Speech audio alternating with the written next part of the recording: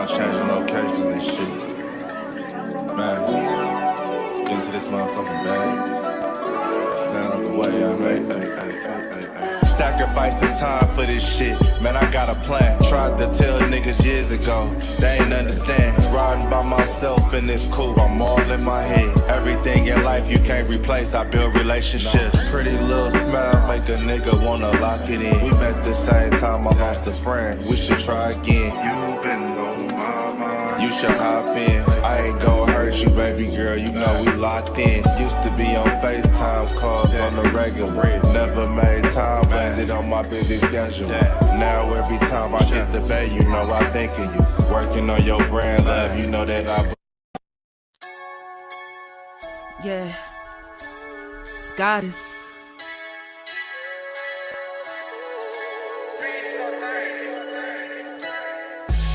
And I'm a day one type of girl.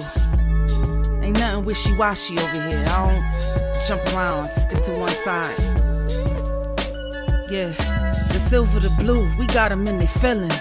That star on the field, come pay the D a visit. They say it's hatred, is it? I call it hate and simping. Cause if we wasn't that hating, they wouldn't be in our business. Listen, West Coast say the water tastes better. The fan base go harder, and all the ladies get wetter. Yeah, that's how it is when you straight reppin' for Dallas. We get it in the trap, and landlord tell us what's happening.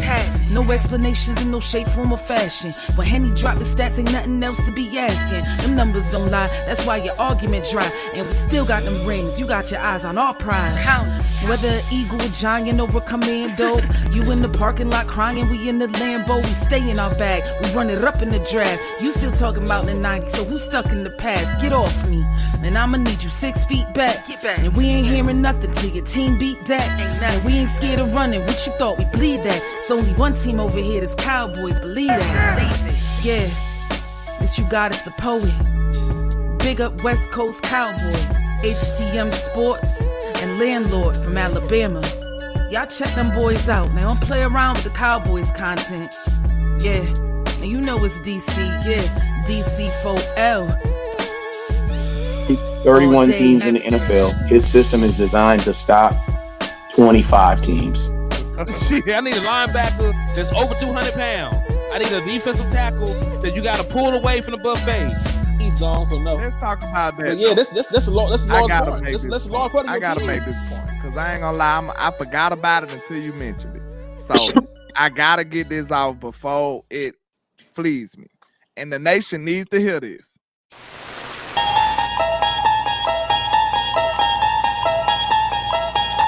You unlock this door with the key of imagination. Beyond it is another dimension. A dimension of sound. A dimension of sight. A dimension of mind. You're moving into a land of both shadow and substance, of things and ideas. You've just crossed over into the Twilight Zone. And we are live. What's good with y'all, man? It's your boy, Henny the Moore, reporting live from the liquor store, man. How's everybody doing? And listen, in the middle is the most ratchet, evil, despicable, conniving person in North America.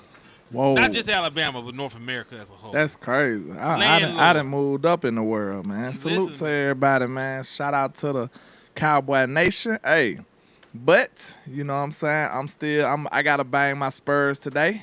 You know what I'm saying? We got the number 2 pick, and we feeling like it's winning time, man. You know what I'm saying? No basketball, but I'm just excited. So I had to bang my Win Beyond my shirt. You know what I'm talking about? And I'm feeling great about it, man. Salute to the liquor store. Salute to the trap. Salute to the West Coast, man. We in here. Indeed. Let's do it. And hey, shout out to my boy Tuck in the building, man. CFO gang in the building. J Salute Tuck. to you. And listen, this man lying. You ain't retiring, dog. Nah, we ain't gonna allow that shit, dog. Yeah, nah.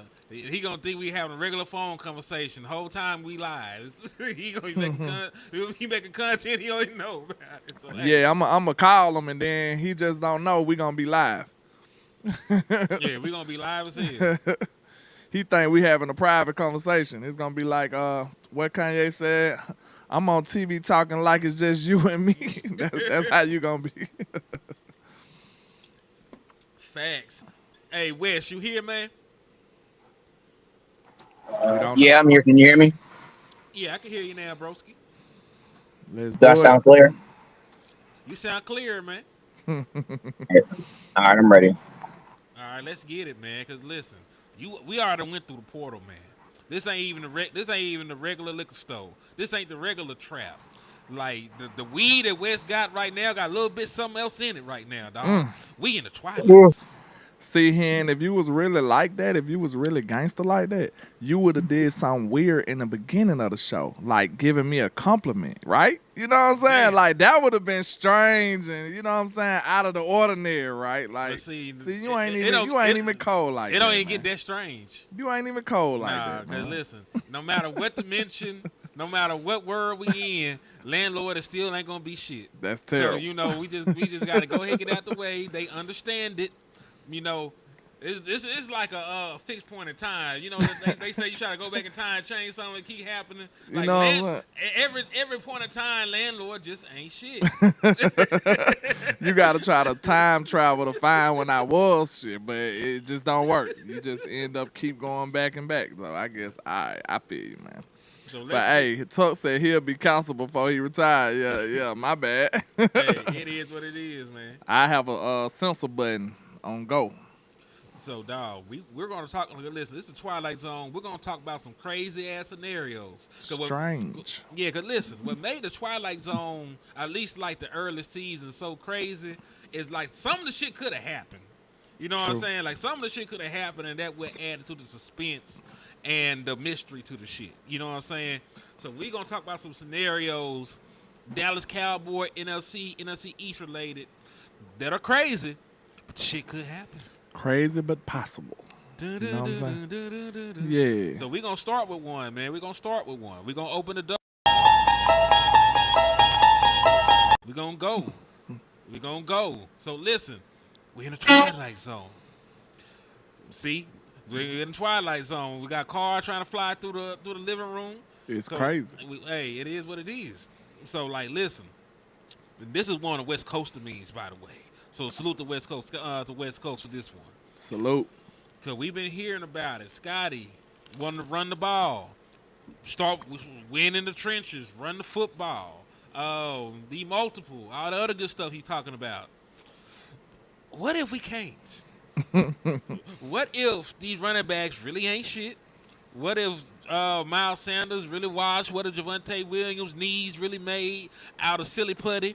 What if Jaden Blue really a slot back playing running back and he can't hit no holes like he supposed to and he's still fumbling the ball? What if all that is true and the Dallas Cowboys still got to go out here and throw the ball 40 times? I mean, Wes want to start it off since it's his, or yeah, I think Wes should start it off since it's his. If he ain't been kidnapped or anything like that, man. I'm still. Can y'all hear me? Yeah, I can hear you. Oh yeah, dude, man. I feel like it's definitely something that's possible. And then if it was something that was to happen, the first thing that comes to my mind is, do the Cowboys value the running back position as badly as they valued the wide receiver position in 2018 when it was kind of the same scenario but just a different position? It was like the wide receiver position, and they went and traded a first-round pick for Amari Cooper. Now, I don't know if there's a running back out there that's worth trading a first-round pick that's available. But, and also we also got to remember the Cowboys was 8 games into the season before they realized, oh, damn, wide receiver by committee ain't going to work. So, at all, yeah. So, my two caveats to this is like, one, when do they find this out? Like, because, man, Cowboys be having these preseason gods, man. These guys just be looking like crazy in preseason and go out there and in the regular season and not be able to produce. And then my second thing is, if it happens, do the Cowboys take it as seriously as they did, and do they wait as long? You know what I'm saying? And if you take it as serious, do they go get another running back?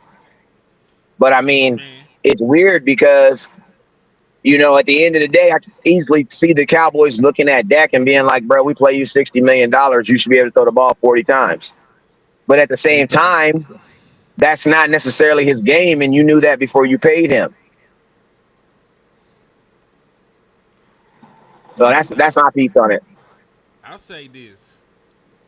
With the weapons you have, and this is also going to be dependent on if the offensive line hold up, because the offensive line can pass protect, and Dak Prescott actually has time to get through, full field reads, get the ball out in a timely manner, actually find George Pickens on some of these deeper routes. You'll win some games. You just won't be able to compete. You won't be able to contend. You won't be able to contend like you're supposed to be able to contend. Because you can win some games throwing the ball around the yard. Because look at your schedule. Even with the teams that you have on the docket, you still got some supposed to be wins on there. Like, regardless of what you say about the Giants, and we'll get to the Giants a little bit later on too, because we got some shit about them.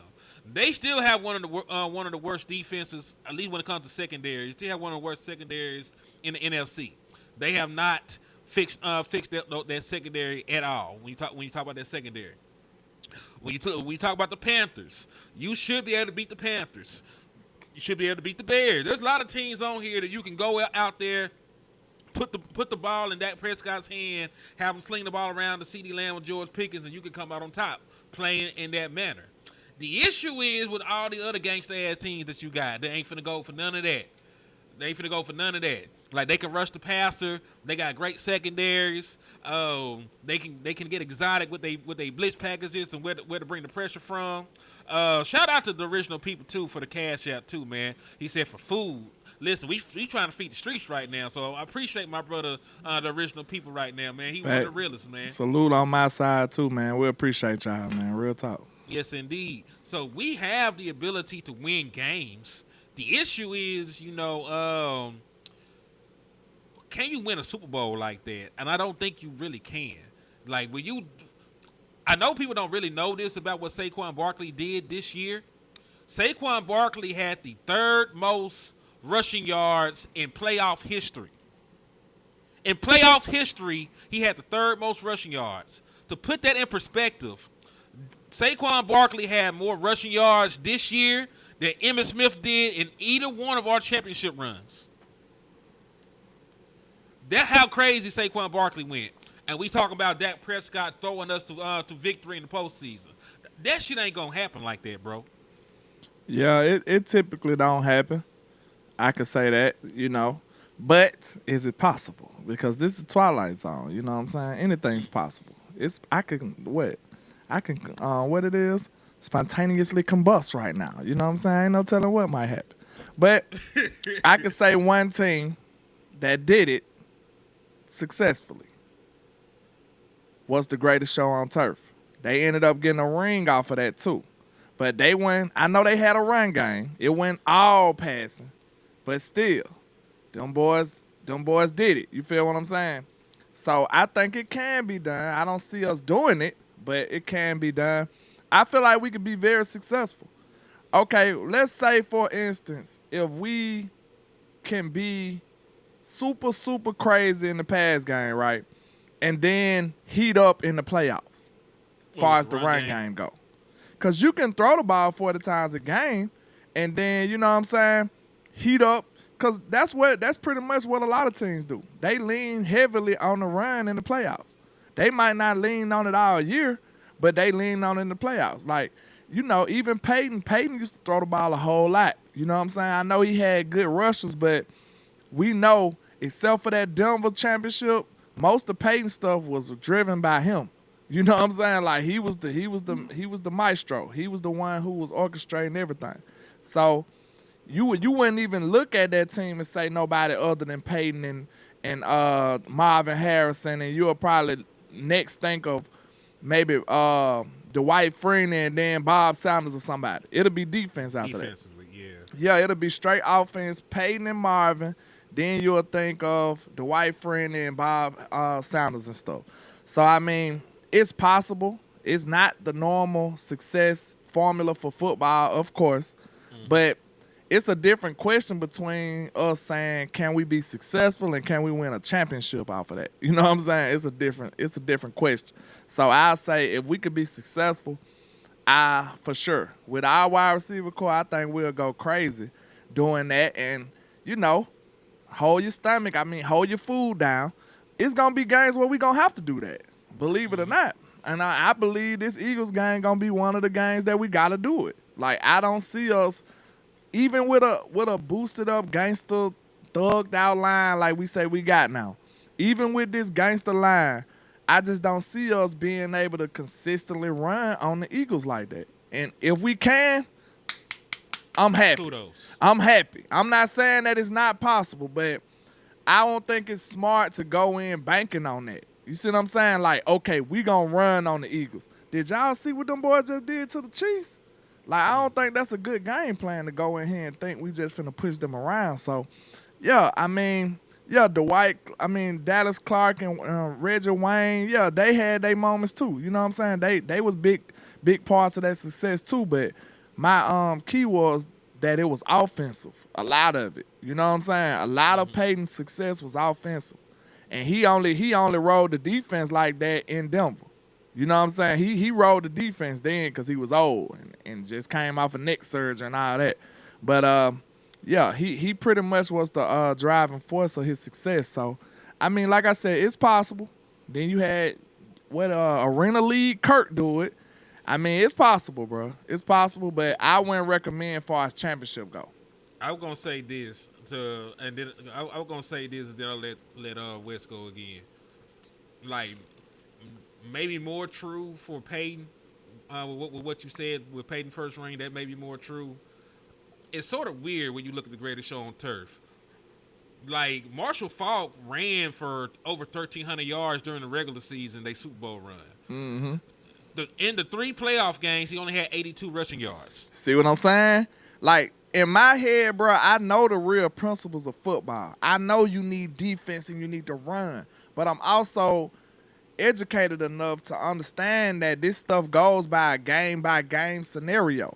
Like, look at Tuck. Tuck saying the same thing. We gonna abandon that run so quick. If the Eagles line is who I think they are who we thought they were. You know what I'm saying? If I'm on that type of time, I'm not going in. That's not my game plan, bro.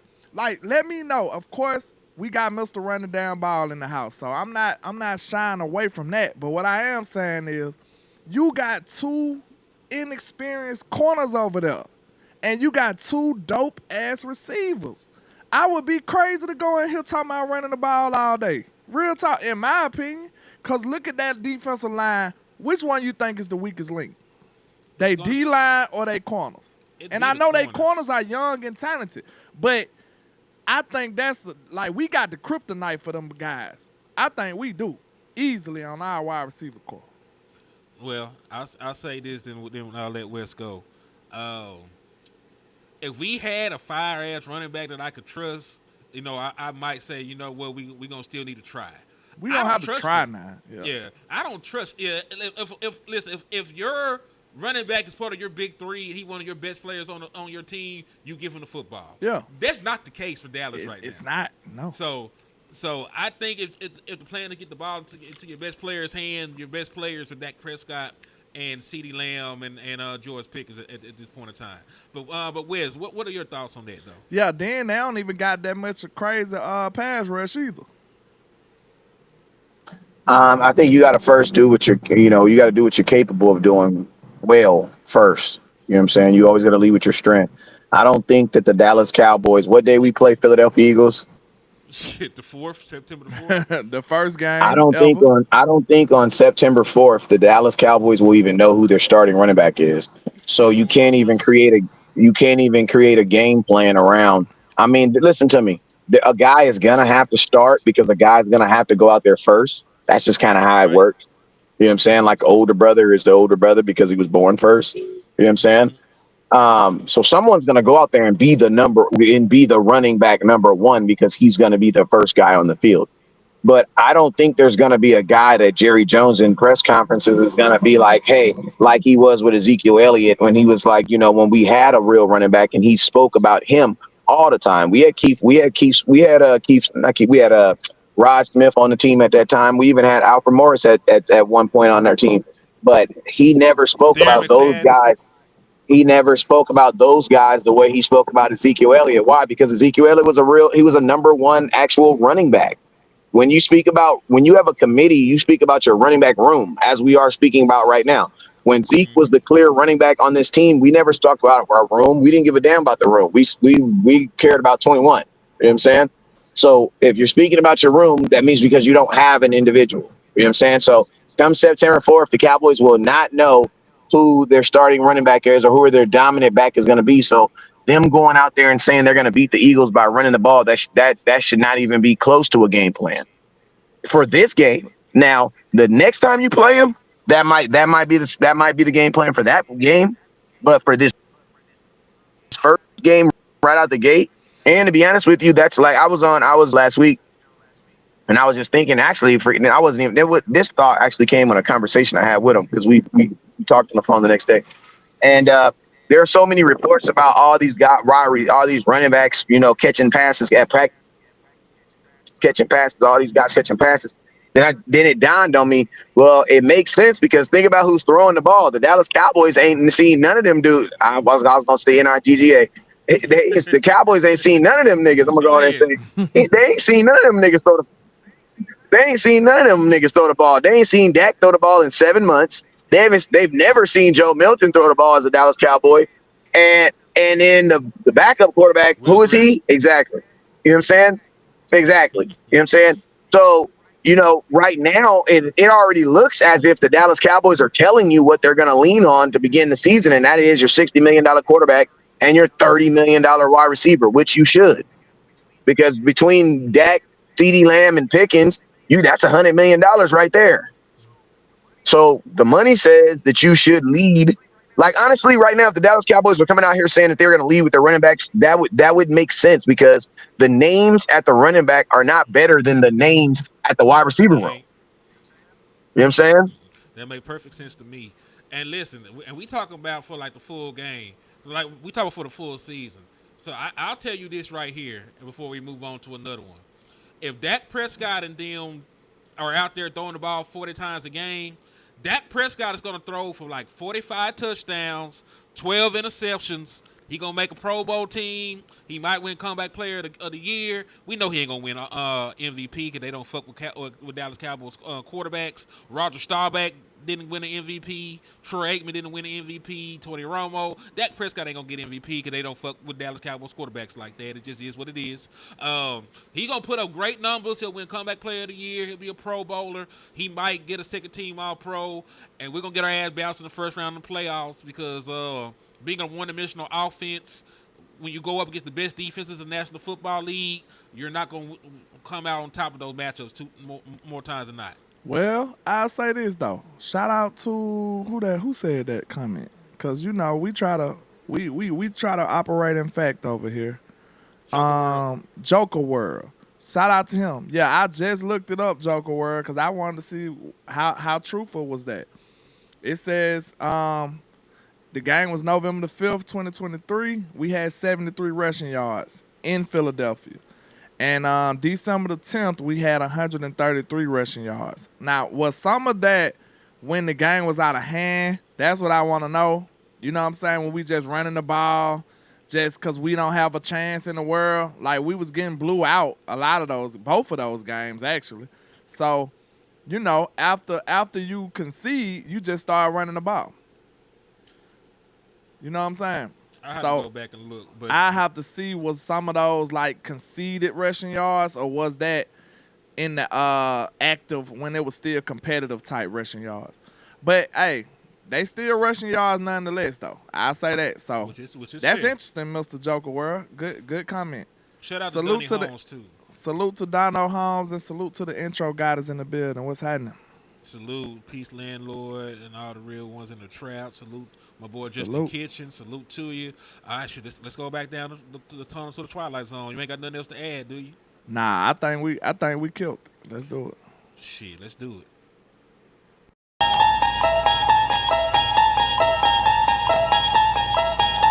You unlock. All right. Now, this is one I came up with. We talk about running backs. Let's spin the block on some other Twilight Zone stuff that could possibly happen with this running back room. Now, I heard a lot of y'all, because listen, I've been very straightforward with y'all about what I think about Jadon Blue. I don't think that boy like that. Just straight up and down. I do not think Jadon Blue, at least year one, is this great dynamic back, and he was not even that in college. That boy was down the depth chart, got thrust into action due to injuries ahead of him. He got a fumbling issue, you know what I'm saying? A converted wide receiver. Like, he got athleticism, he got explosiveness. I have my questions about Jadon Blue. So I don't believe that he's this great dynamic back. But what we don't believe you. We need more people. Yeah. What they know about that, man? They don't know nothing about that, man. But yeah, I ain't mean to interrupt you. I was No, you adding. good. I was just adding on. Go ahead. Listen, you a professional, so I need a nigga to add some hype to the shit. Yeah, that was just a little ad lib. Yeah. But yeah, far as Mr. Jadon Blue, I'm not a big believer either. Like, when I say that, I'm saying like in the terms of him being a number one back, somebody that we can depend on, down in, down out, for that 5 yards, them nasty, ugly yards. I don't know if he about that. I don't know if he like that. I don't know if he living that type of life. I'm not sure. So that'll be something we have to see. And, I'm looking at it like, if he's anything like they saying he is, that the people that love him, the people that are high about him, Put context to it. Tell me the names of the people they said that he is. I've been hearing people say Tony Dorsett, Barry Jahmyr Sanders, Gibbs. Jahmyr Gibbs. Who else they said? They said a more explosive Tony Pollard. Kamara. They said him. I seen a lot of people saying a lot of crazy, wild type of comparisons. And I just hope it's true. You know what I'm saying? Yeah, I'm not rooting Zone. against the guy. This I'm is not Twilight rooting against Zone. the guy. But let's just say he get in the game, boom, he breaking for 75-yard touchdown. First play of the game. Oh, shout out to Dono Holmes for the touch. cash out too, man. I just seen it. You are the GOAT, and I appreciate you. Salute to Dono, man. I already know how he rocking. So, hey, we appreciate you, man. Whatever you do, we appreciate everybody that support the show. We appreciate you if you're here. Just hit that like and share for the squad that will not charge a card. We appreciate y'all, man. But yeah, man, there's a lot of people singing the praises of Jadon Blue, and they're saying that he has similar traits to former first-round picks. See, shout out to Joker World. I like people that's level. You know what I'm saying? Not nobody that's too crazy. I don't like extremists. You know what I'm saying? So he said to be fair, he don't know. Hey, it's nothing wrong with saying I don't know sometimes. You got to fact Like, check sometimes. all right, listen to this. This is a telltale sign for every single Cowboy fan in the nation. If your content creator don't never say I don't know sometimes, they is phony as a $3 bill. They are fraudulent. I promise you. Sometimes the correct answer is I don't know. I promise you. We don't know everything, bro. You know what I'm saying? Some of us got connections out here. Some of us got inside people. All of that is great.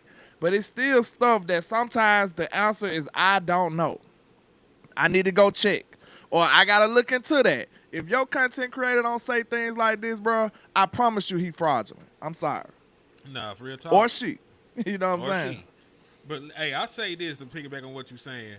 Because listen, I'm not going to even put landlord in it. Both me and landlord thought Michael Parsons did not get sacks on third down. Yeah, I felt that facts. in my spirit. I felt like he was not impactful enough on third down. I was ready to go to war about it. I might have came out here with a campaign like, hey, Michael, we need this right here. And I was wrong.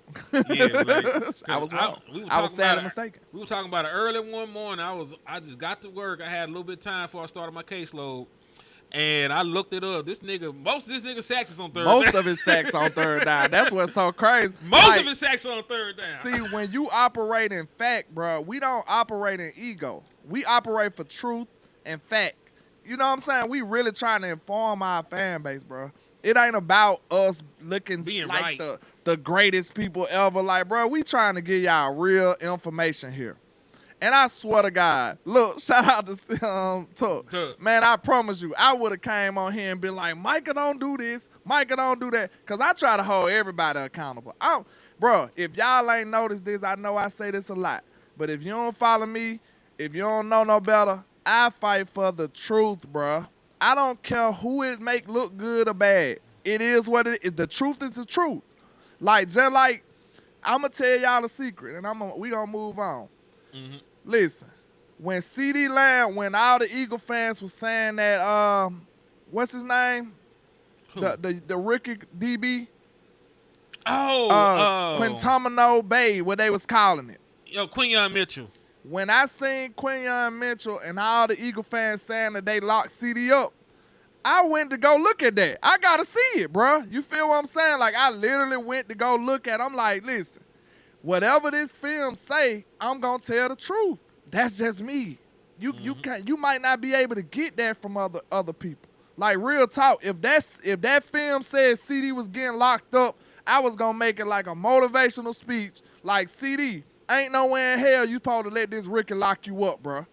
I was gonna come like that, bro. I'm gonna give you the real facts of what I seen. Man, I looked at that tape, man. That boy had 3 reps against CD.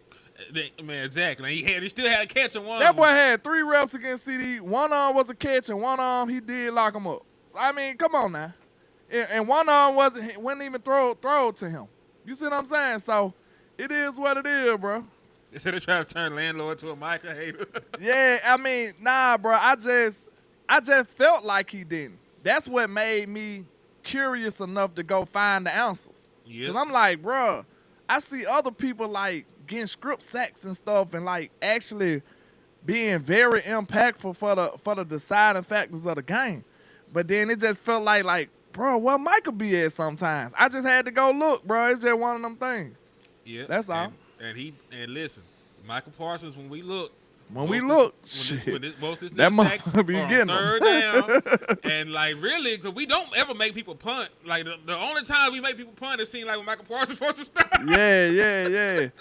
Hey, salute to the original people, bro. We ain't no better than y'all. We just put a little more work in. That's all. You know what I'm saying? That's what value we bring to y'all. Y'all got jobs and lives and stuff. Some of this stuff y'all don't got time to look into. That's why we here. You know what I'm saying? Yeah. We put a little more time in and look at a little more stuff. That's all. That's the only difference here between us. We got a little connections in the space too. You know what I'm saying? We got a little connections. But other than that, bro, we the same folks. Exactly. And hey, man, let's talk about this bizarro world shit. What would it mean? What if they are right about Jadon Blue? What if I'm wrong? You know, all the scouting I did and all the research and all the other shit. What if that, like, Henny, shut the fuck up. You don't know what you're talking about. I told you Jadon Blue was like that. What if Jadon Blue does go out this motherfucker and go crazy? What would that mean for the Dallas Cowboys in 2024-5? This dude has a picture of his face on his hat, on his head. Yeah. Ooh. That's my logo, though. I didn't notice it the whole time. The only person that has a picture of himself. It's a logo, though. I'm not that conceited. It's just my logo. It has the hair and everything. That's dope. Yeah. But, man, if Jadon Blue could be anything close to what they saying, this team we could win a Super Bowl, I feel like. Real talk. If he can run us to victory type shit, like, you know what I'm saying? Like, if he that dope to where we can just feed him, man, please. This team would be ridiculous. Yeah, we be unstoppable. Because remember, they're comparing him to Tony. Remember, we talk about what the fans are saying. If the fans are right about Jadon Blue, the Jadon Blue hype from the fans are saying Tony Dorsett, Jahmyr Gibbs. Oh, if he them boys, faster it's Tony Super Bowl. Pollard. Super Bowl. They describe this man like they made him in a lab. So if that is true, like we going crazy. Mr. Run the damn ball, he up $1 million if that's the case. Yeah. I mean, this is the thing. If I put it to you like this, if Jadon Blue is real, then that means that the Chargers kind of overspent and the Raiders kind of overspent because they all spent first-round picks for starting running backs whom I'm assuming are going to look like starting all 3 down purpose backs. And if you mean the Dallas Cowboys was able to find theirs in what round exactly? He would probably be. I mean, Jadon Blue I mean, you gotta say it like this: if Jadon Blue is what the fans say he is, then he's gonna be offensive rookie of the year. So that's what you need to ask yourself. Like, did the Dallas Cowboys draft the offensive rookie of the year? Because if they drafted the offensive rookie of the year, then he's gonna be. That's ooh, you know what I mean? Like on accident. Because remember, you draft a running back in the 5th round. You just thought that he gonna be a rotational guy, first year. Like we knew about Bucky Irvin, but even when Tampa Bay drafted him, they had a running back already. The plan wasn't Bucky Irvin to take over and go crazy. You know what I mean? Yeah. So if it's found money in there. I swear, bro, I liked it, Bucky, bro. That was the first back I was excited about. Like, his take was so fun to me. And then next thing you know, he's on another team. Like, it's sad. And then he went crazy. So just imagine if he the only running back of that class, ain't he? He's the only rookie running back to go for over 1,000 yards last year. But they don't be listening to the landlord, though. I mean, hey, I ain't the best ever. You know what I'm saying? I'm probably like the next tier, though. You know what I'm saying? I'm just talking shit. You know what I'm saying? I be hitting, though. I be hitting, too, bro. I be hitting. Like, if the people that follow me, they know. If you don't know no better, hey, if you know, you know. I'm just saying. Facts. Yeah, I agree, man. Like, that's why I said, like, when you put it in that context, is Jadon Blue, did the Cowboys draft the offensive rookie of the year? Because that's what he would be if he did that. If he did anything, especially at the 5th round, because that's more of as a first round pick, you're expecting 1,000 yards from all those from the boy from Oakland. I know one from Las Vegas. We expecting 1,100 yards from him. You know what I'm saying? And then the boy that went North Carolina to the Chargers, you're expecting. I'm expecting 1,000 yards and 500 yards receiving from him. He gonna catch the ball. Crazy, bro. If he come out and rush for more than Ashton. If he rushed for like more that'll be than crazy. Ashton Jeanty, do you remember what we were talking about with Ashton Jeanty? We were talking about trading up to try and get Ashton Jeanty. Yeah. Like us in the space, us that really wanted to get that generational running back. We were talking about giving up assets to go get Ashton Jeanty because he could be that 3-down back and we can get back to old school football and be physical. If you get there with a 5th round pick, dog, and you still were able to get Tyler Booker and do everything else you did, dog. I sat on my hat, my bad. Hey, listen, CFO, I know what the truth is. Why you had to announce that? I know what the truth is. No, this is why it's called the Twilight Zone. This is when crazy shit actually happens. Landlord laugh. He crazy. Hey, that should be a death sentence for me. On the microphone. Landlord gonna listen to everything and react to everything that's said on the microphone.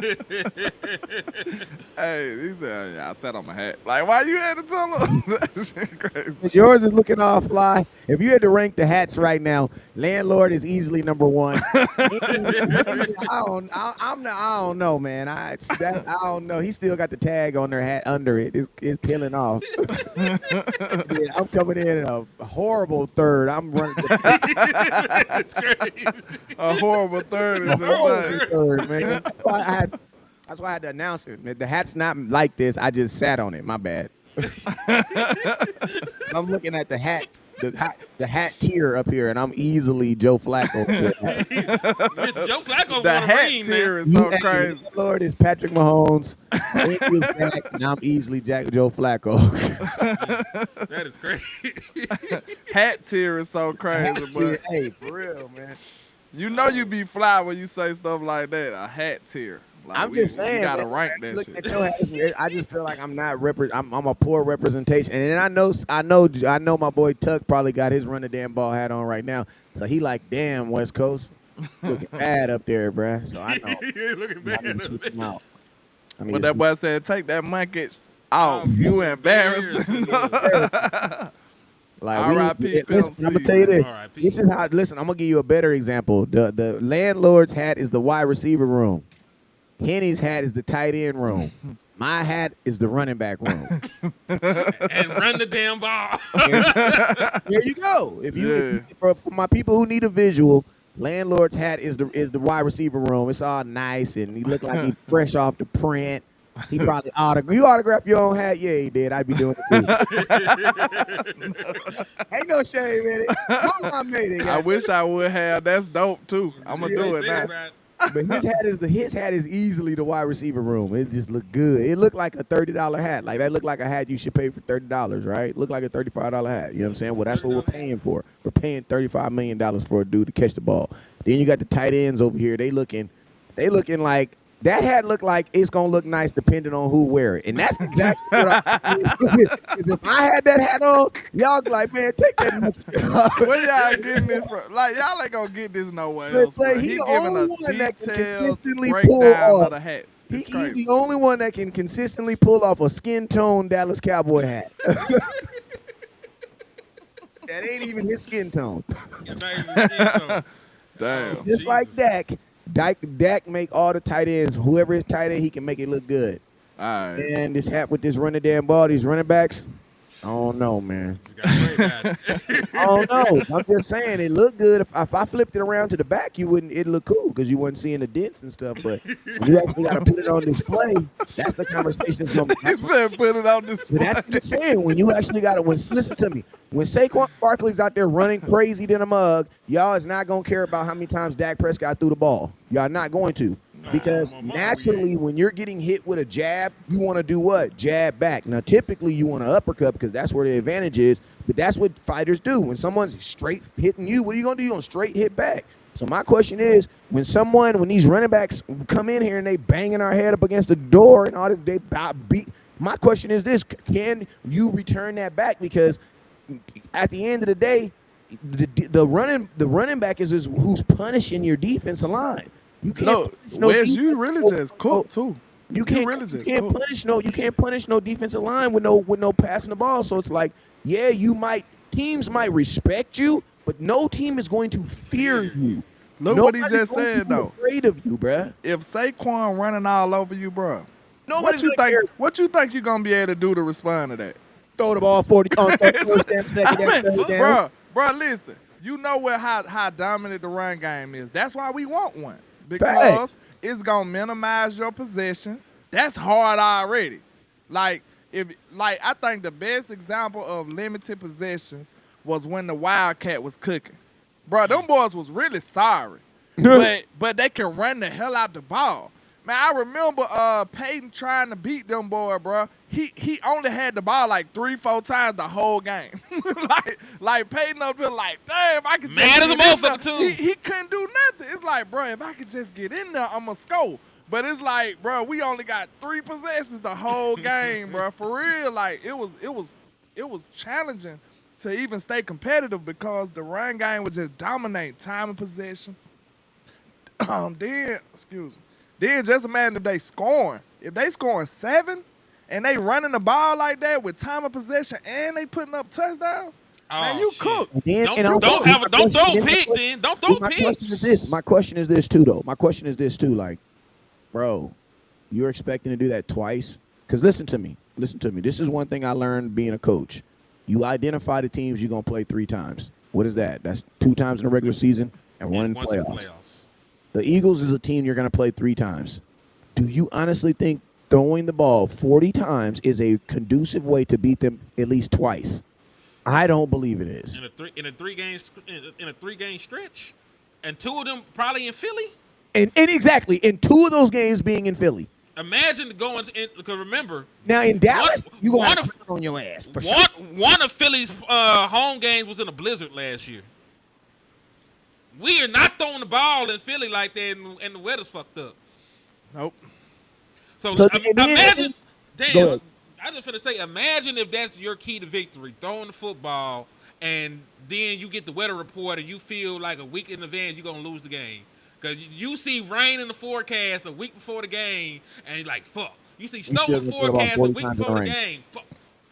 You feel like you're going to lose the game. You know what you're going to get? You're going to get Josh Allen the year he led the league in interceptions, and nobody cared. Why? Because he was throwing the ball in the red zone because they didn't have no damn running game, and it was still raining and snowing outside. But I'm going to tell you, and think about this. That's just 3. You still got to play the Kansas City Chiefs. You think you're going to play, and then you still got to play Detroit. Like, I'm sorry. Like, there are teams where you're not going, like a Detroit, where they're going to continue one head, two head monster your ass with them two running backs they have. When they're doing that consistently, and your defense is on the field, even if you do pass the ball, because listen to me, I'm gonna tell you what the worst thing you can do to a defense is they ass be on the field for 7 minutes defending. Oh, we defended. Oh, they give up 3 points. Oh, praise the Lord. Your offense goes down there 30 in seconds two, of game time. 3 and out. 30. Listen, even with success, offense goes down there in 3 plays, they score. Praise the gods. But guess what? You right. Mike, put that damn water down. You back. I on the gotta field. get right back out there. One play touchdown, they right back out there like shit. You gotta listen to me. Listen to me. People be like, how is that a bad thing? It's a bad thing in the fourth quarter. You want to know why? Because now all that energy you exerted in the first, you only got one body. You know what I'm saying? So it's like you're a part of a good offense is giving your defense time to breathe. They got to breathe at some point. That is the responsibility of an offense. The offense responsibility is to create opportunities for your defense to get a break. How do you do that? You got to have long drives. You cannot have long drives throwing the ball. Throwing the ball consecutively, you know what you're going to have? Drives with plays of 7 and 8, 9 plays. Whenever you hear teams that have 15 and 16 play drives, they're running the ball. See, that's the difference. That's where we was lacking it. For us to be a real dominant offense, we need big plays in the run game. Me and Hen looked at that in the offseason. You need to keep running. Almost all the best offenses was getting explosive runs. We wasn't one of them, obviously. You know what I'm saying? And it's probably because of, Dak being hurt. That hurts us a lot, of course. But if we want to be one of those gangster teams that's like unstoppable, bro, we need big time plays in the run game as well. Just imagine this. Regardless of how you feel about Dak Prescott, right? You might feel like Dak is the greatest quarterback. You might feel like he mid. You might feel like he trash. But I don't think nobody want to depend on Dak solely for every explosive play. No. Come on now. And look, believe it or not, that's the scenario going into the playoffs. For like the last 3, 4, 5 times, like if it is Dak or bust. And like, listen, this why, as far as explosive stuff goes. Some CD. No, Dak and CD is a pair. You know what I'm saying? The passing game is Dak. Dak in the passing game. So I'm giving the wide receivers their proper respect too. But I'm just saying, it's like Dak got to deliver them the ball successfully. You see what I'm saying? So it's like passing game or bust, I should say. So who the hell wants to go into the playoffs feeling like that's our only route to success? Can I throw something out there? We said we talk about power stats and shit like that. Go ahead. Dallas Cowboys. Because listen, we don't get explosive plays in the run game at all. We give them up. So something that you should know, the Dallas Cowboys played an 8-man front, the 10th most in the National Football League last year. Like, we were top 10 in loading the box, and we were still top 10 in giving up explosive runs. We were 10th. We were 10th in loading the box, 8th in explosive runs. We gave up 62 explosive runs, nigga. Can I ask a question real quick? Before you ask a question, it's gonna be real quick. Hold on. Before you ask a question, go ahead. I have to indict somebody. I gotta indict somebody. I'm sorry, I ain't gonna put no names out there. This is a silent indictment. But when I hear stuff like that, you know what that lets me know? That means your safeties are trash, bro. Shit. You stole my thunder a little bit. So but listen, that's why it's a silent indictment.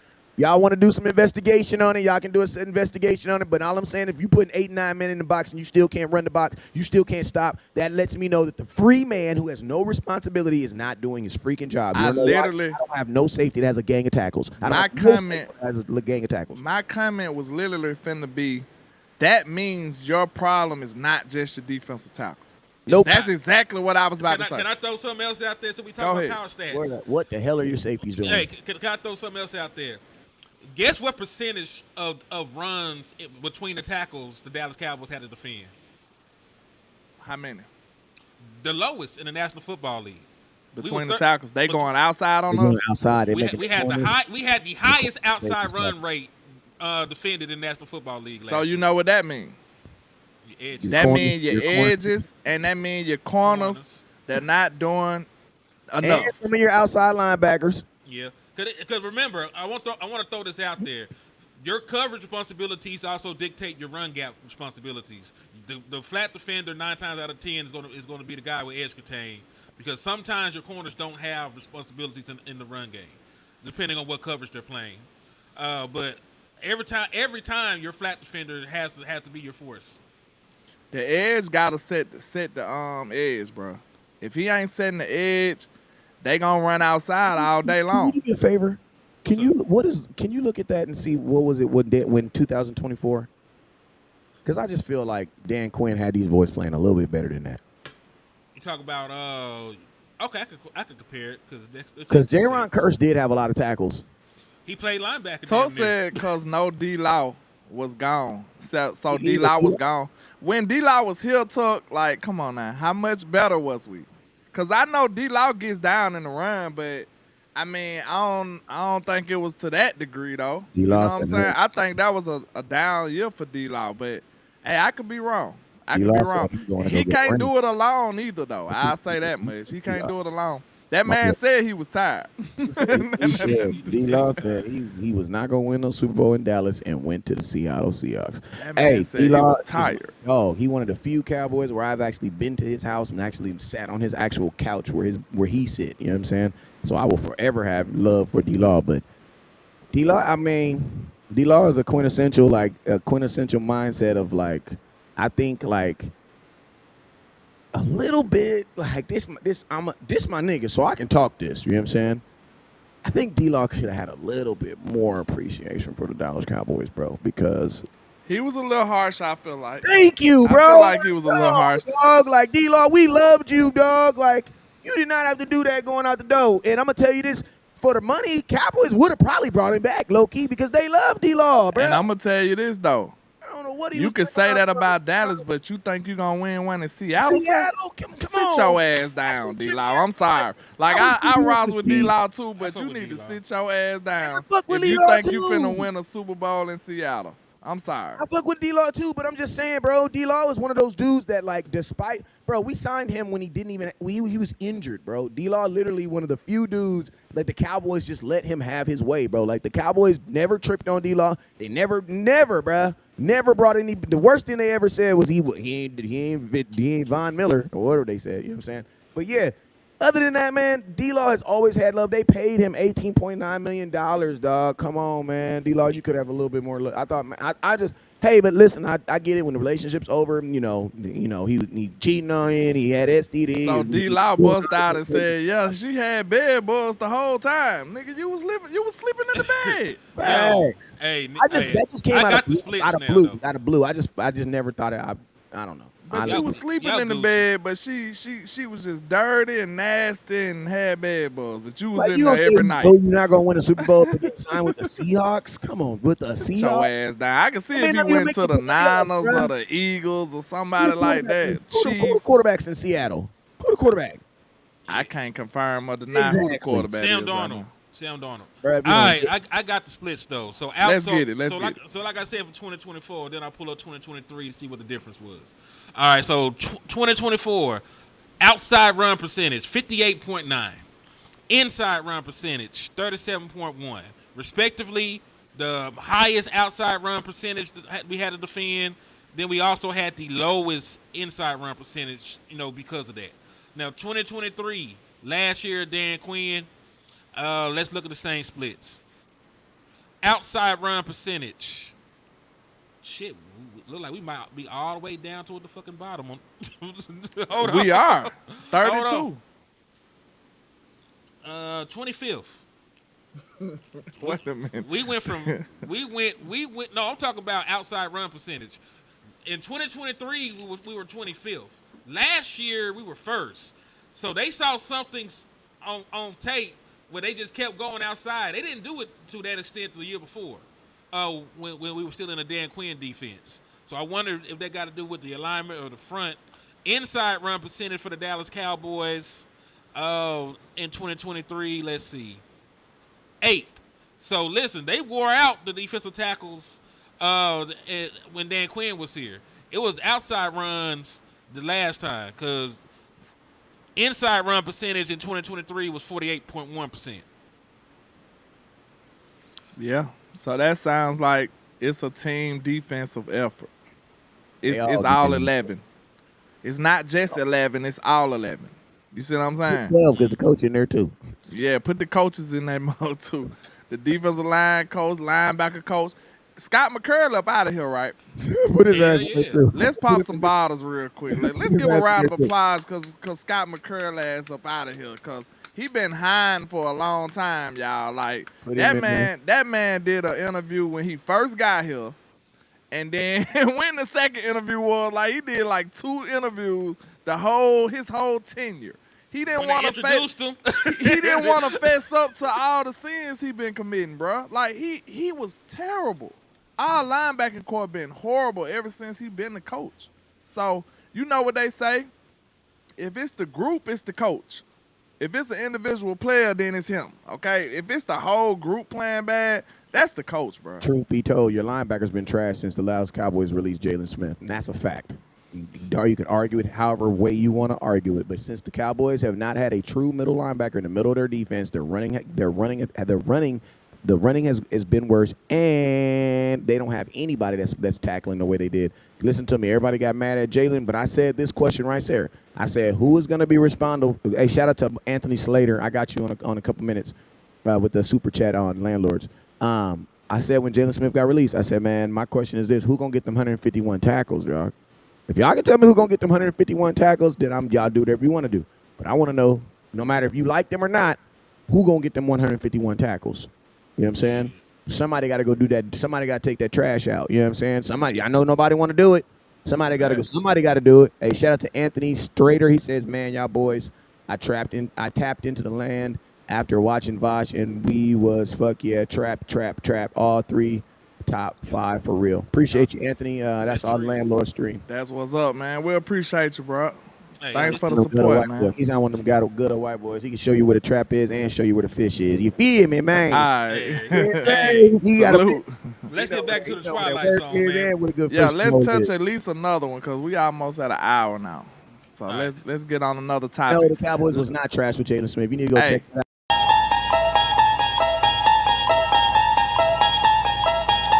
You unlock this door with the key of imagination. Beyond it is another. The Cowboys was not trash when Jalen Smith was. That's why they had the Hot Boys. That's why y'all was running around throwing up the Hot Boy logo. Don't play yourself. Unless you've been a Cowboy fan for the last 2 years, I get it. You know what I'm saying? I get it. But if you've been a Cowboy fan for the last 20 years, then you know that is not true. Hey, y'all, do me a favor, though. If y'all enjoying this Twilight Zone stuff right here, man, like, I think this going to be a dope show. Y'all got to give us some love, man. Hit the like button, hit the share button.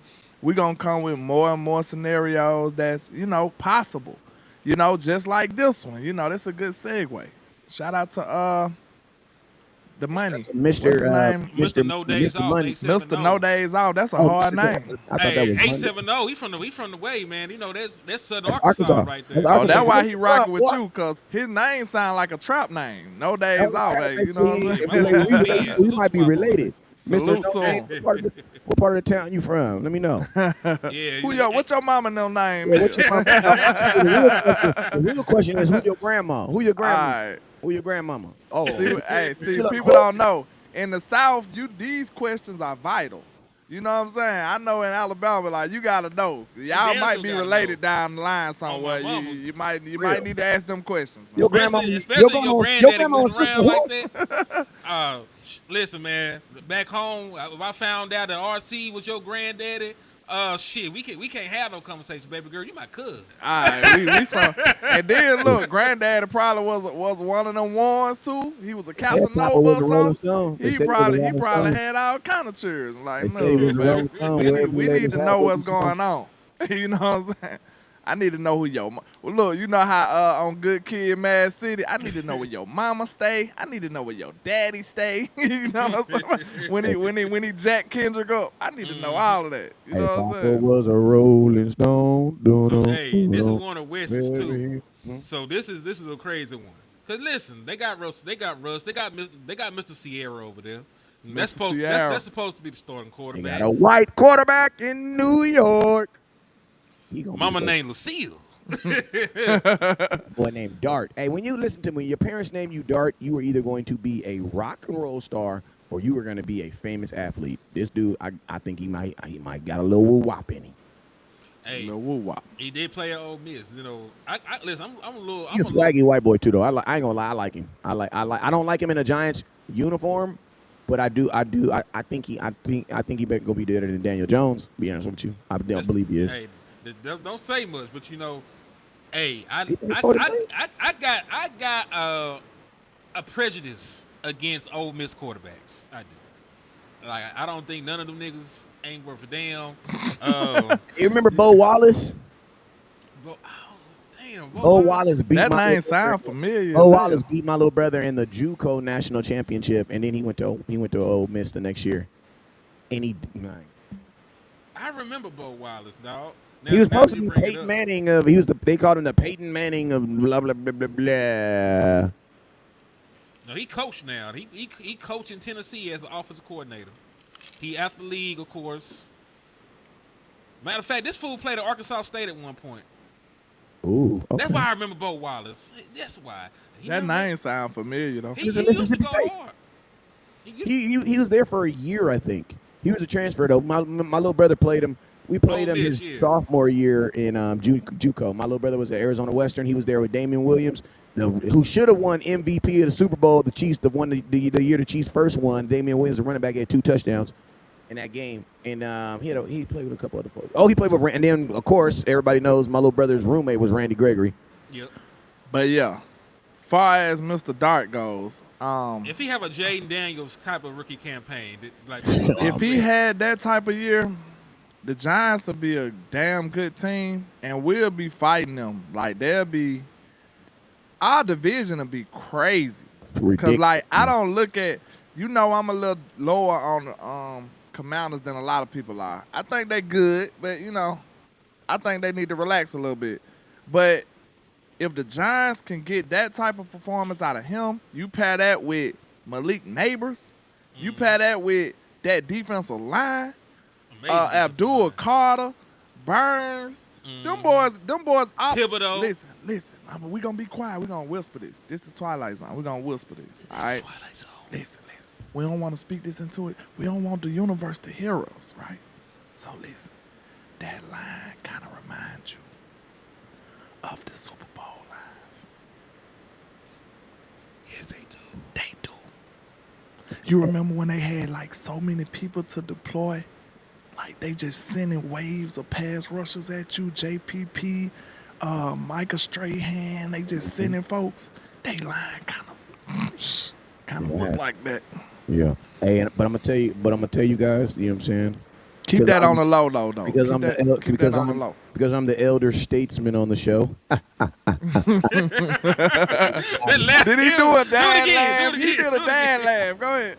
You know what I'm saying? I always have to bring the voice of reason. And you want to know why the boy why he's not gonna have a Jaden Daniels type of rookie season? I'm gonna tell you why. I'm gonna tell you why. Week 1 at the Commanders. Week 2 at the Dallas Cowboys. Week 3, Kansas City Chiefs, first home game. Sheesh. Listen. Them boys' schedule is brutal. Listen.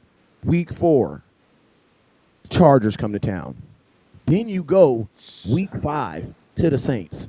Week 6, Philadelphia Eagles. Week 7, Denver Broncos. Listen to this. Oh, he cooked. Listen to this. Week 8, at the Philadelphia Eagles. Look, time out. Stop right there. I got to do one more. Go ahead. Week 9, they got the 49ers coming in. Bro, I'm going to tell you, no matter how good they are, the Giants might win one game, bro. I was just about to say, they could be a good team and still losing. Real talk. That is a monster, I bro. can't even complain about our schedule no more. They fucking hate them. They sent them through a gauntlet. And you think about this. Then they play Chicago, Green Bay, Detroit. You know what I'm saying? Like, bro, they play Philly. Time out. Run that back. You just can't gloss over that. Like, you know how they be saying. You just can't gloss over that. Did you say they got Green Bay and Detroit after that? Yes, they got Green Bay and Detroit back to back. Bro, they're the Giants. I ain't lying, bro. They been The Giants, They're might going have to listen to die. me. The Giants, listen to me. I'm gonna tell you this right here. If he's not the dude, they're gonna tank for Eli. The young Bruh, boy that listen here. You're gonna If they take the boy that- prosper out of that schedule, they them niggas. they gonna be number 1 in the division, boy. And think You about this. crazy. They haven't even played. Listen, think about this though. They've only played us once. But man, they listen. If you think of our schedule as monsters, bro, they have a schedule. They have a week where they're literally gonna play. They're literally gonna play the Philadelphia Eagles, the Detroit Lions, the Philadelphia Eagles, the 49ers. They don't give a damn, man. Their first two games. Their first two games is at Washington, at Dallas. Then you have the Chiefs. Then you have Chiefs your home opener. Hold on. Chiefs for your home opener. Hold on. You gotta say my condolences. They finna die. The Giants season They is in will trouble, probably buddy. be over. The Giants season gonna be over by week 6, bro. That's crazy work. Like, and look, I'm talking about they could play the best football they could possibly play. And out of that schedule, they probably have 1 win. Yep. If I'm Russell, I'm trying to get. I'm And trying that's to the find what I Saints. do. And that's iffy. Kellen Moore might pull a rabbit out the hat over there. Oh snaps! I forgot. Kellen Moore got the Saints now. And they got a new quarterback. They got Tyler Shaw out of St. Louis. Out of Louisville, I'm sorry. Man. 6'5", cooked. big mobile white boy. They say that his comp supposed to be Josh Allen. But I don't look, know how though, true that is. let's say this, though. We got to be honest.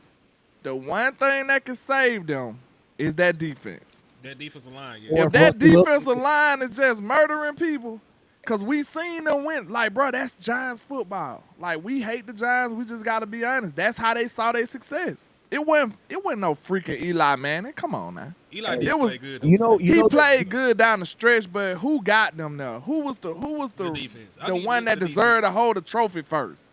It was the defense. Hey, well, I'm gonna tell you this. The first ever Twilight that we ever did that made this show, that came with the idea with this was actually a question that what if Russell Wilson returns to his dominance? I think I'm gonna be honest with you. With this schedule that they have, there's no way they're gonna start this rookie with Russell Wilson on the schedule. You ain't lying. They Unless just Russ- gotta stay unless Russ alive. gets hurt.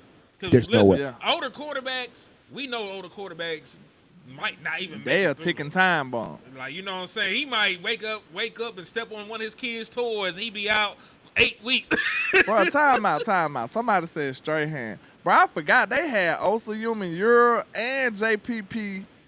Them boys was so loaded on the O-line, bro. They had Michael Strahan, JPP, Osa and Human Euro.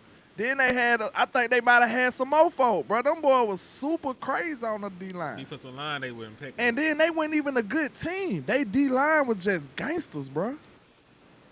That was crazy. They have a monster schedule. We swept them. We swept them that year. In the regular season, yes. That's what I'm talking about. And The then Cowboys swept them that year, and then that's the year that Romo threw the interception at the end of the game, ain't it? We was like the number 1 We seed, were the number 1 seed. and Romo threw the interception, and that just ruined everything. Chris Canty was on that line, too.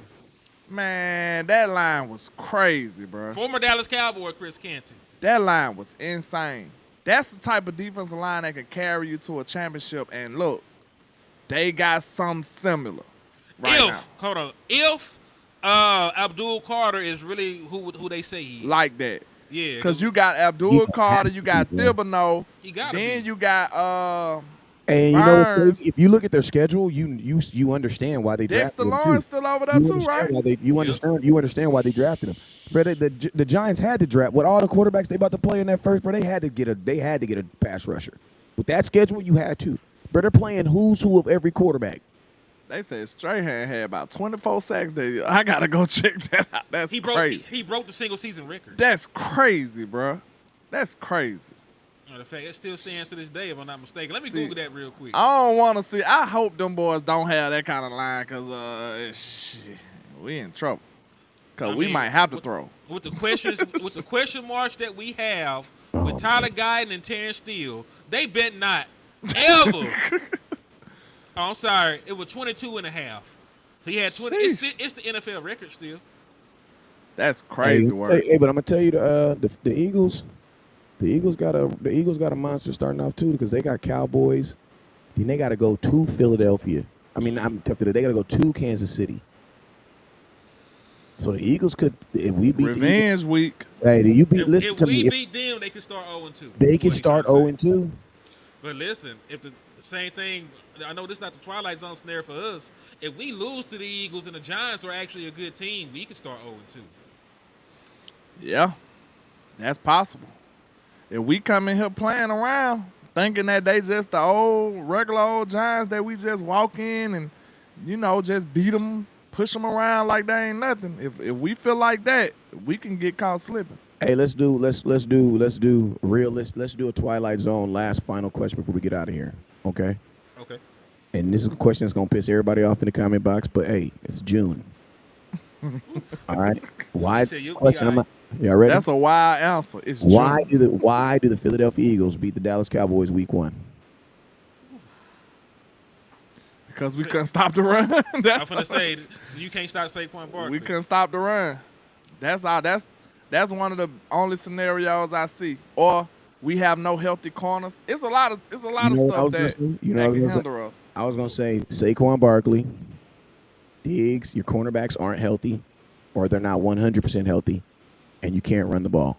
And you know what's crazy? All those things are possible today. Yeah. We play tomorrow. I asked you. We play that game tomorrow. I asked you a question on why you the Twilight Zone. Why did the Eagles beat the Dallas Cowboys? And you said 3 things that are happening right now. If we played the game tomorrow, all of those would be facts. And I mean, all of that could be 100% true. I'll say that. Because the Cowboys, listen to me, the Cowboys have not done anything to show you that they're going to be able to consistently stop Saquon Barkley. And then 2, the Cowboys have not, we don't know what's going to happen with our corners. We don't know. We know they're out there, but we don't know if they're going to play. And listen to me, they got A.J. Brown listed as the best receiver in football. I don't know how that happened, PFF. Y'all be smoking that piff sometimes. By PFF. But let me ask you this, though. Spend that money with them. We can end on a positive note for the people. Give me the scenario that the Dallas Cowboys come out victorious. What happened? I'm going to tell you, we run the ball 30-plus times, and we keep their offense on the sidelines. That's it, bro. I don't know if that's it. We scored 40 points. I don't know if that's it right now. Running the ball that much? That ain't it, man. That ain't it. We scored 40. They scored 39. We walk off like we did against the Atlanta Falcons back in 2020. You think we have offense to score 40? Well, we should. Yeah. You're supposed to. I really do. This team 40 ball at this point because you got an all-pro wide receiver. You got a former top 50 pick at wide receiver 2. You got a Pro Bowl tight end. And the best trace of your running backs is that they catch the ball. So, yeah. I look, what's so crazy about these scenarios that we win, too. This is what I want people to pay attention to. For all the scenarios that the Dallas Cowboys win, tell me they ain't offensive. Yes. Tell me they ain't offensive. Yes. It's no scenario that I can think of that the defense carries us to victory. Hey, you know what's crazy, landlord? I got to interrupt you. Listen to me. Even if the Cowboys sack the quarterback 5 to 6 times, there's still a chance I believe you can still lose that game. What? Jalen ain't going to throw the ball number 12 times. So shit. That's what I'm saying. Like, listen to me. We're getting to the point where sacks are not going to have that big of an impact on the totality of the game. Yes, a sack stopped that play. It stopped that drive. But sacks are not, because quarterbacks are throwing so much. They're almost like interceptions. They're able to rebound back from. So just think we're about to get 10 and all these sacks. It's not going to matter anymore. Unless it's on third down. That's the only way it matters. The only way it matters is if it's a sack on third down or it's a turnover. Third down, and it has to be and it needs to be in the fourth quarter. Because I'm gonna tell you this right here, Demarcus Ware gave you 90 sacks in the first half of games. That's all I'm saying. All I'm saying is, I remember Demarcus Ware having one moment where he just. That's what I expected to see from Michael. Nah, I'm just being real. Right now. No. We was wrong. But listen, we not afraid of what the research gonna tell us. That's the difference between us and a lot of people. Like, we go in, it got to be something that sparked that interest to make us get curious enough to go find the answers. You know what I'm saying? The answer, me and him was on the phone, we like, Man, it don't seem like Mike could get a lot of sacks on third, do it? Like, I don't know what happened. It's like, okay, now let's go look. That man get a whole lot of sacks on third. Most of his shit was on third. It's just, I don't know what it is. It just don't like, feel like it. Yeah, it don't feel like it for some reason. I don't know. The impact, I'm going to tell you why, because the Cowboys are like we're either really, really up or we're really, really down. So it's like the sack is either clouded by the fact that you're up by 20 or it's clouded by the fact that you're down by 14, 15 points. And you're We not should have had the stat actually here. I know you looked it up. We should have really gave them the number. We should. If you could find it real quick. Let me see. Cause we was baffled. Cause he ain't felt me though. Like I don't know who brought the question about, but we was like, bro, it don't feel like he do a lot on third. But he was wrong. You know what's crazy? The NFC East could have 3 teams that possibly make the playoffs or possibly could make the playoffs, and then the Giants just be a better team that they are, but they have the hardest season. I don't know a team that has a harder schedule than that. Shout out to Mo Money, cause he That right. means them. Listen, division games are not gonna be gimmies no more. Because if the Giants before the Giants play us a second time, they would have already played the Chiefs, bro. Right. How afraid of the Cowboys can you play if you've already played the Chiefs and the Eagles twice? Yeah. If Micah got the holding calls, a lot of those plays wouldn't even happen. Micah did deserve a lot more holding calls. Hopefully he done made a peace treaty with the refs or something, because they got to quit. They got to chill out. It'd be egregious. It's getting ridiculous. That man listen, my grandson is into wrestling. Like, I be seeing finishing moves from Monday Night Raw being put on Michael Parsons. They got that nigga and they just turn their head. They ain't even clutch, looking out. full Nelson, arm bar. They going crazy. Oh, my God. They ain't paying no attention to this man. And I'm gonna tell you, Micah Parsons, it's Micah just has to go through it though. It's like the Hacker Shack. You know what I'm saying? Great players always get certain things amended to them because lesser players can't do it. You know what I'm saying? So it's one of those things. They're not gonna change a whole rule for you, and they're not gonna just like overly throw a flag for you. So you just got to be greater. That's just what I just wish they was balanced though, Wiz. That's my only problem. It's like they call let any of our offensive linemen move 1 inch. They throwing the flag on us. See, that's what I don't like. Like, we got evidence showing that which one of them tackles on the Eagles, bro, he was offsides almost every time.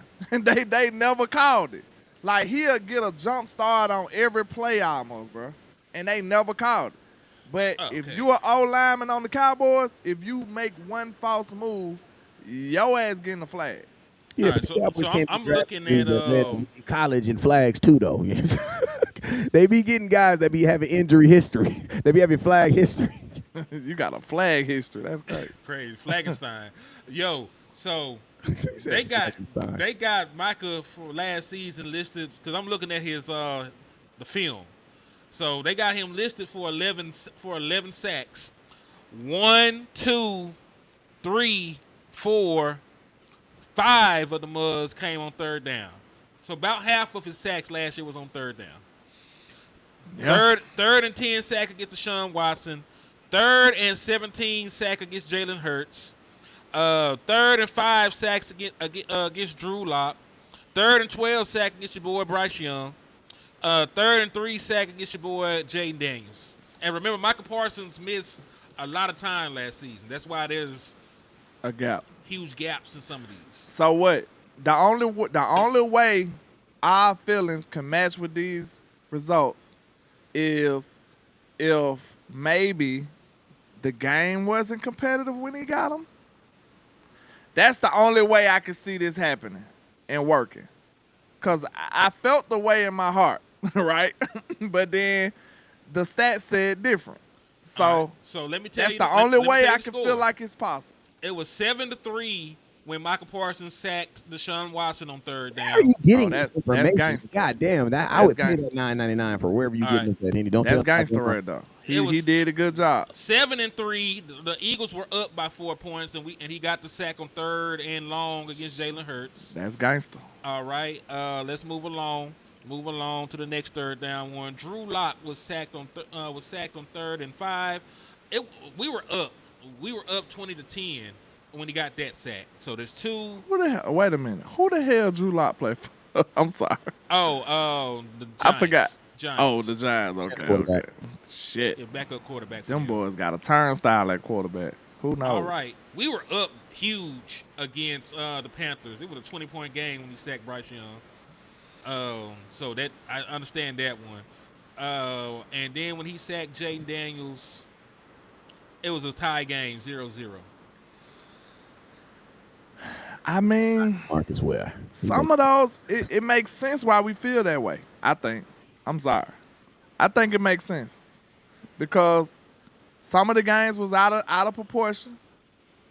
You know what I'm saying? The Panthers game, who cares? You know what I'm saying?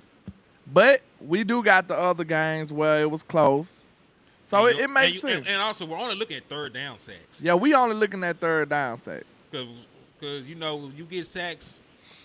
If you get sacks on and really it just depends on what you do after you get the sack. Because if you get a big sack on first down and they lose 10 yards and it's 2nd and 20, if you force the punt, that was an impactful sack. If they get the first down, we don't really give a damn, right? You know, and it's not really fair because Michael made plays. He could have even been in position to make the play again. He just getting choked out. Somebody else probably was lacking.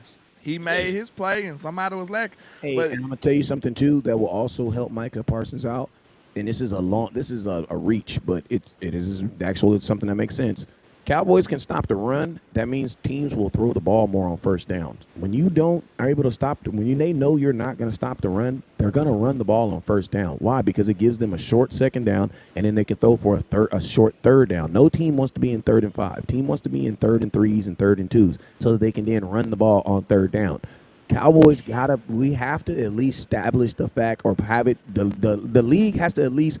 This mindset that we can just run on the Dallas Cowboys, that has to change. That has to change because that is the mindset for teams that come against the Dallas Cowboys. Everybody feels they're gonna have their best running game against the Cowboys. So guess what? They don't throw the ball on first. Teams are only throwing the ball when they have to. You just opened up a can of worms. Because when you said that, how the hell is Michael still getting sacks and everybody run on us? Like, it's really, you might need to put a little more respect on that level. Listen, you might need to put y'all know I'm not the Michael Parsons dude that got pom-poms and stuff. I'm being fair. That's what I be. Like, hey, I hold him accountable if I felt differently. But I'm looking at it like, shit, if everybody running against us and he's still getting sacks, that might be impressive. Like, impressive as hell. Low key, he cooking, ain't it? Like, he might be cooking low key. I don't know. So listen, just for reference, because we talking about the run defense in totality. Listen, don't even look at 2020 because Michael Parsons wasn't on the team.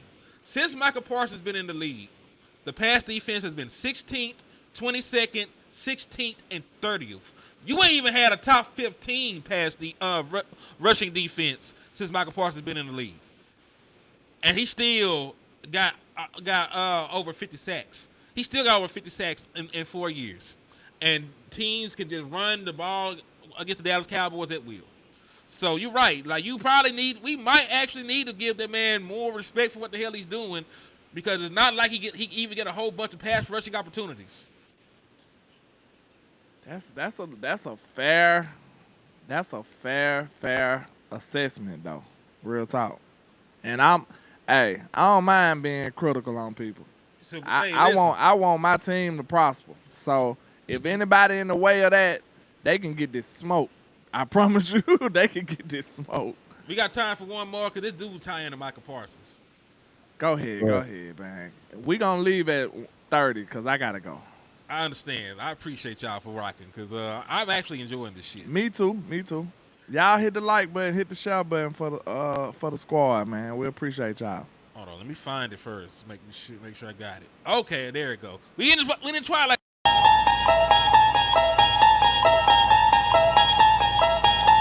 You unlock this door with the... All right. So, hey, we're in the Twilight Zone. Remember, I heard from this man brother. His brother told us, hey, man, I'm going to play some more linebacker this year. And then we got the supposed linebacker whisperer and Matt Eberflus coming to town. So let's say that Michael Parsons does play some more linebacker this year. And he just gets to rush the pass on 3rd down, but he's doing linebacker stuff 1st down, 2nd down, and 3rd and short. What if Matt Eberflus turned Michael Parsons into an all-pro linebacker? He's already an all-pro pass rusher. But what if he turned Michael Parsons into an all-pro linebacker? What would that mean for your defense and your ability to compete? We'll financially we'll save some money on them because all pro linebackers don't get paid like all pro defensive ends. So Jerry would probably be happy with that. You know what I'm saying? You got there has to be some. It's a yin and a yang effect. You can't have the yin without that yang. You know what I'm saying? They say you drink enough wang and it make your wang hard though. But I'm just saying. Wait a minute. That yang, Hold on now. You know what they say? You got to drink that green tea, make your wang hard. You know what I mean? I'm drinking green tea right now. Yeah. You know what? Yeah. Y'all boy dangerous. With a hint of honey. But listen though, far as I'll make your wang hard.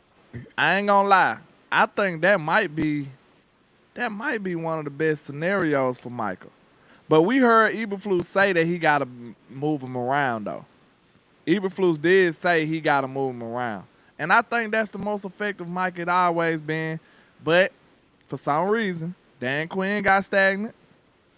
I don't know if what you call him? What's his name? Whenever y'all say linebacker, all pro, great linebacker, I think of Zimmer. Zimmer didn't really get stagnant with Micah though. I don't think. Zimmer didn't even unpack his clothes. Like he still had boxes in the living room, bro. The dude was here 9 whole months. But when you think about it though, like we still like, okay, I'm gonna ask y'all this and I'm done. I'm gonna ask y'all this and I'm done. Are we still waiting on Micah to be used right?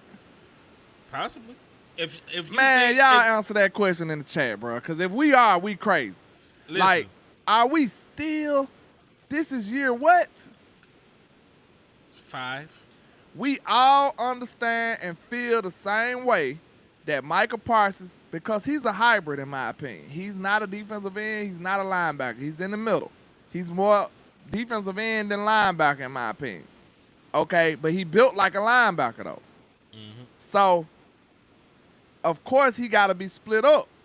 It's not advantageous to your team to keep putting him in the same spot, running up against these 250-pound tackles all game.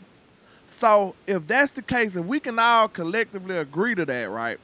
If we can all collectively agree to that, why in the hell is he been sitting at the same defensive end spot for the majority of his career at the Cowboys, bro? We seen him moved around a little bit. Like, a little bit. We still ain't seeing this. Oh, my God. Make the quarterback check and see what the hell Micah at every single play. Like, we ain't seen that, bro. So you mean to tell me after all these goddamn years that Micah still ain't been used correctly? That what you telling me? I need the chat and y'all to answer me that question, bro. I really do. I'll tell you this, dog. I'll tell you this, dog.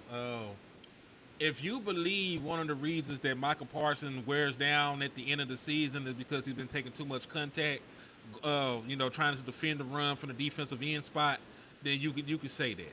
You know what I'm saying? You can say that if you feel that way. But, it also going to depend on how good you think Michael Parsons, the linebacker, is. Now, if you think that there's a huge drop-off between what Michael gives you with playing linebacker, between what he gives you playing defensive end, I understand why you don't move him around that much.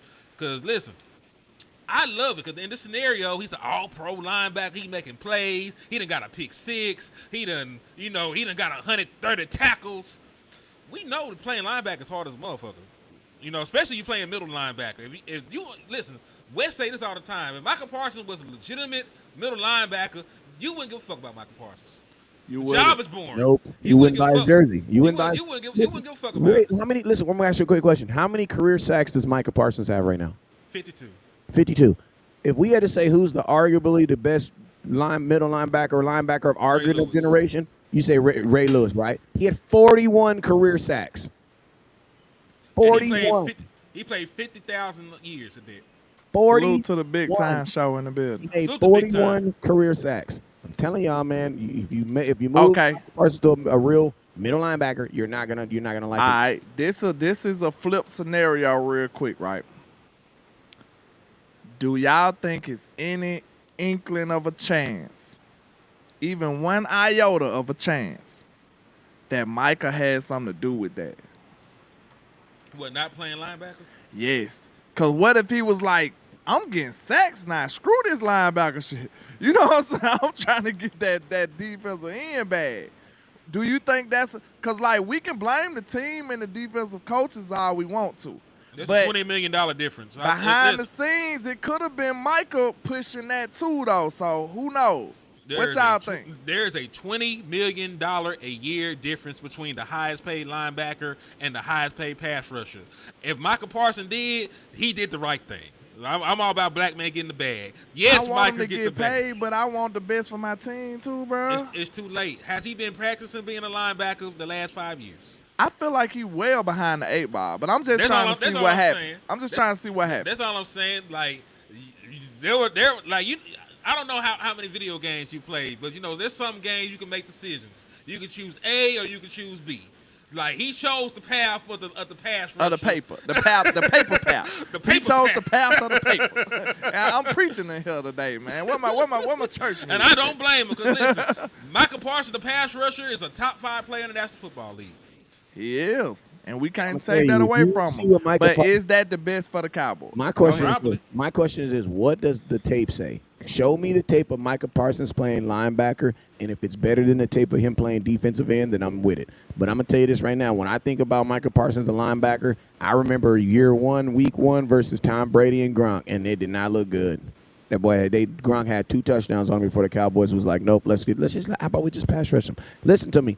Michael Parsons going backwards looks weird. That looks weird. Y'all know it looks weird. And then I'm gonna tell you the thing that sucks about Michael Parsons is this. If you make Michael Parsons a middle linebacker, real middle linebacker, that means he's going to have to cover at times, right? Mm-hmm. Imagine a time where a tight end catches a 10-yard pass on Micah Parsons, but y'all mad at the fact that Micah Parsons wasn't rushing the passer to stop the pass in the first place. Yeah, you're right. That's what happens. That's the dilemma that happened in the Packers game. We ain't got to think about it. It's like, why didn't Micah get him? Because they dropped Micah in coverage one play. In coverage. They dropped Micah in coverage one play against the Packers, and it was like a 20-yard completion. Bro, it wasn't on Micah, but he wasn't rushing the pass. It feel dumb not letting Micah rush. Now, it feel like you're stupid for not doing it. Landlord, if you're a quarterback and you see Micah Parsons drop back in coverage, what are you saying? I got time. Yeah, because we didn't have no more horses at defensive end at the time. I think we got some people now. And, like, shout out to, who said that? Tyrone Church. Yeah. The best game I ever seen Michael play at linebacker for the Dallas Cowboys was against the Vikings. And he was a madman. He was playing like his hair was on fire. He was smacking every running back, trying to catch the ball and coming out the backfield. It was a no-go for Michael when he played that role. But if we think about how this came about, y'all know the only reason Michael went to defensive end was because D-Law got hurt. He got hurt. His rookie year. And then it was just like, wow, this dude could really rush the passer. And he never stopped rushing the passer again. So if D-Law would have stayed healthy, Mr. Screw the Cowboys, Mr. I'm tired, Mr. Lawrence, I'm tired.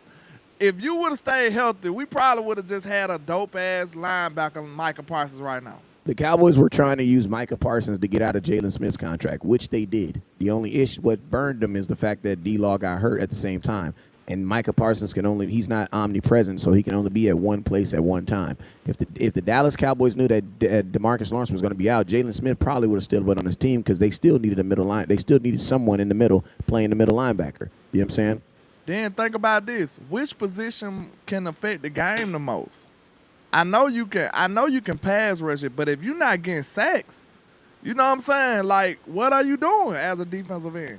You could be pressuring the quarterback from the linebacker spot. You could be covering stuff. You could be, you know what I'm saying? It's a multitude of things you could be doing. You could be stopping the run. You could be doing a lot of stuff. Like, and I think the middle linebacker make the defensive adjustments. Calls, yeah. So he could be really helping the game out a lot. That's why I had to ask that question. And it kind of fell on deaf ears because we know Michael Parsons is a freaking superstar at pass rushing. But is that what's best for the Cowboys, though? That's my question. Because, look, right this second, what day it is, June the 26th, 2025, I feel like I'm very confident in my pass rushes on the outside, excluding Michael Parsons. So if I could get Micah in his real element, and I got Sam on the left and Foul on the right, or Ease on the left or the right, like, I'm ecstatic right now. I feel like them boys can hold their own. I feel like they can flourish on the outside with Micah coming out there. Then you can have Micah at linebacker and have him coming off the same side as Sam or the same side as Fowler, just causing havoc and terror. Well, you know what? But when I tell you, I'm gonna have to be the elder statesman on the show and hit y'all with some of that real deal, man. Mike is about to get paid, so I ain't trying to hear none of that shit. Let's do it once he get paid then. But that's the thing. You're not going to diminish his role. Once they pay him, the Cowboys want him to do more. Micah going to be kicking the ball once he get paid. What is he talking about? Micah going to be the long snapper and everything. Never paid someone. They're going to pay Michael Parsons to cut Brandon Aubrey. Yeah. The Cowboys ain't never paid someone and told you could do less. Never. Never. They going to pay you and be like, all right, can you think you can kick, Mike? Because we got to try to save $4 million. Why? Because you getting 30. You know what I'm saying? Like, so that's why I said, like, Cowboys, what they really need to do at the middle linebacker is develop somebody, man. Just develop somebody. And you want a guy that could be your middle linebacker for 10, 12, 13 years, man. You know what I'm saying? Like go develop somebody. You know, teams with young middle linebackers, unless they first-round picks, bro, they defense ain't good. I'm just being honest. You could be way more versatile with Michael, too. Young, your defense probably not good. Let me be honest with you. That's the reason we ain't using them right. Because if he was at linebacker, he could be all over the field. He could be not middle linebacker on an outside line. Listen, if you're a middle linebacker, you have a responsibility. That's why, and that's why I'm telling. Like, if you move, the only linebacker position Micah could really play is like an outside or an outside linebacker or a weak side linebacker. Because if he's playing middle linebacker, he's literally you guys are gonna hate him because he's gonna be standing there doing this. They already don't like Micah because sometimes they feel like he ain't getting sacks or doing too much effectiveness on the outside. It might not be true, but people feel how they feel when they watch the games and watch the film. And then also my question to this, and this is my last thing, I'm gonna say this too. Micah Parsons' body is built to sack quarterbacks, not to tackle running backs. You know what I'm saying? So it's like if Micah's gonna be playing full-time middle linebacker, he got to put some weight on. Period. So if Micah 10, like this the closing statement. If Micah 10 slamming his ass. If Micah 10 at pass rush, what will he be as a linebacker? As a whole linebacker? 6. See, I think that's why average. So I guess y'all answer my question in saying that I guess it's not what's best for the team then. Yeah, because this is Twilight Zone for a reason. Like, this question is Micah Parsons better at linebacker than Roquan Smith? No. Is he better? I'll tell you this. Is he better at linebacker than that boy Kansas City got that don't nobody know who he is? Nick Bowden. Yes. At middle linebacker? No, I don't believe so. Playing linebacker, no. He a better player because of what he does, but playing the actual position of linebacker, no. At least he hasn't shown it because he doesn't play it enough. Well, no, you wouldn't. So I'm gonna tell you, in a contract year, he's sacking. Listen to me. If they pay they pay Micah this year, he's getting 20 sacks. Period. Hey man, I enjoyed this, man. Hey, I need y'all to support this. You're not getting out of the linebacker position. Listen, if y'all enjoy these type of shows, man, the only way we know is for y'all to tell us by hitting that like button, hitting that share button, helping, donating to the channels and supporting. Like, that's the only way we know if we need to make sure we do these more often. You know what I'm saying? So if y'all enjoy this type of stuff, man, leave some comments after the show.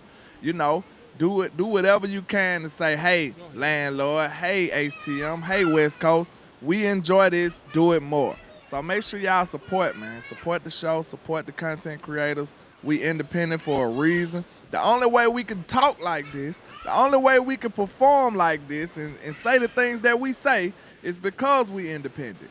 If y'all want us to keep our independence and keep giving it to y'all as real as possible, hey, y'all got to support, man. Hey, we appreciate everybody that's been here with us and that's rocking with us too, man. We couldn't do this without you. I gotta say one thing before I get out of here, right? Because I see this so many times. I see Hector Colin, not trying to point you out, but that's a dumb statement that was made famous. When people say that a linebacker is making tackles 10 yards from the ball, I say no duh, because linebackers don't play on the line of scrimmage. Linebackers play 7 to 8 yards off the ball. So if he's making tackles 10 yards from the ball, that means he did his job, because that's where he's standing at. So does anybody in the comment box need me to bring that back? Because I see a lot of dumb statements in the football sphere that get said so many times that people just think it makes sense now.